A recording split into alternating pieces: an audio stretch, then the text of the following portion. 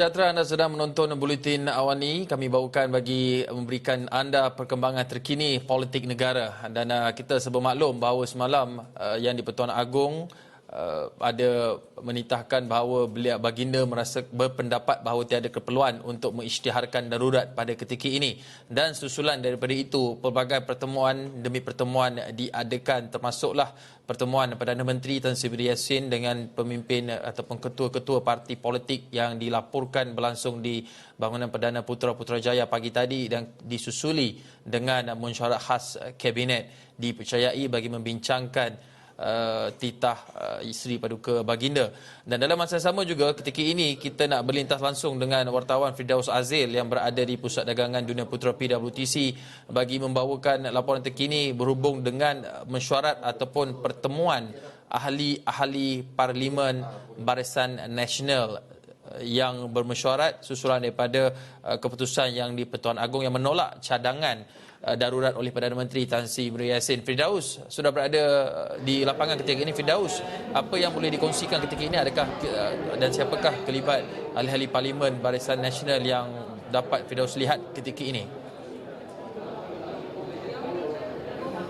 Okey, baik, terima kasih rakan tugas di Bukit Kewangan. Yang media difahamkan bahawa perjumpaan ahli Parlimen Barisan Nasional akan berlangsung 2 hari, selama hari ini dan juga esok, dan ini difahamkan untuk memberi laluan kepada ahli-ahli parlimen yang berada di Sabah dan juga di Sarawak, memandangkan ini adalah perjumpaan antara pengerusi Barisan Nasional Datuk Seri Dr. Ahmad Zahid Hamidi bersama ahli-ahli Parlimen Barisan Nasional. Dan apa yang boleh saya kongsikan, apa yang kita nampak antara mereka yang hadir ialah antaranya ialah nama-nama besar seperti ahli Parlimen Gua Musang iaitu Tengku Razali, Tengku Razali yang juga merupakan pengerusi jemaah penasihat kepada UMNO, dan juga kita dapat lihat turut hadir antaranya ialah Datuk Seri Najib Tun Razak, merangkap ahli Parlimen Pekan yang juga merupakan ahli pengerusi kepada Majlis Penasihat Barisan Nasional, dan juga ada beberapa ahli Parlimen lain, sebagai contoh ahli Parlimen Kemaman bekas Menteri Datuk Seri Ahmad Syabrici, dan juga kita dapat lihat dan juga seperti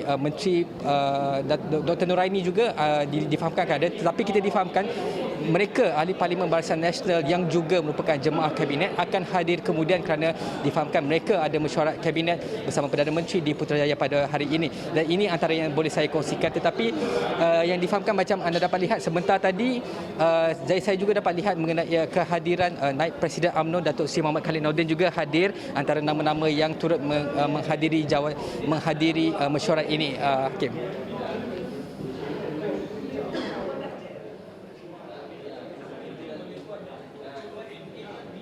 Firdaus, ada mungkin sebarang maklumat di manakah pertemuan itu berlangsung dan apakah mungkin yang paling utama intipati, mungkin Firdaus ada risik-risik ataupun mendapat kabar angin mengenai mungkin perkara yang ingin dibincangkan ataupun keutamaan dalam pertemuan tersebut?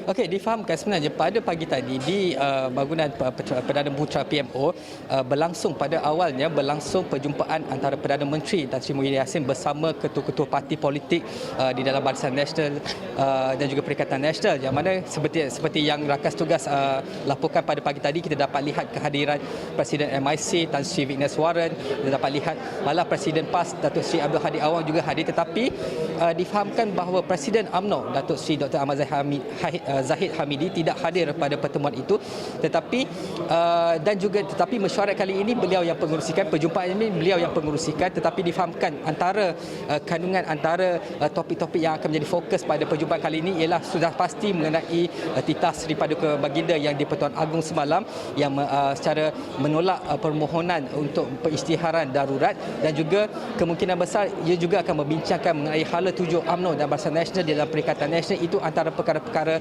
yang dimaklumkan kepada kita melalui beberapa sumber. Dan juga perbincangan juga seperti itu, ada juga yang mengatakan bahawa sekiranya memandangkan pengisytiharan darurat itu bukan lagi berada di dalam, orang kata, on the table, tidak lagi menjadi perbincangan, maka selepas ini pertemuan parti-parti politik akan membincangkan mengenai apa yang kita sebut sebagai confidence and supply agreement, yang mana perlu ada kompromi antara kerajaan sedia ada dan juga parti-parti parti politik termasuk parti politik pembangkang di mana kerjasama diperlukan untuk sebagai contoh untuk meluluskan belanjawan rang undang-undang pembekalan belanjawan 2021 dan sekiranya kalaulah kerajaan ingin mendapat sokongan daripada parti-parti ini yang tidak termasuk dalam lingkungan kerajaan untuk bersama-sama meluluskan rang undang-undang tersebut, perlu ada timbang tara, perlu ada sesuatu yang ditawarkan oleh Perikatan Nasional. Sebagai contoh, mungkin saya boleh sebut sedikit sebagaimana Ahli Parlimen Muar Syed Saddiq telah meminta agar sekiranya ingin sokongan daripada ini mungkin boleh dikembalikan peruntukan kepada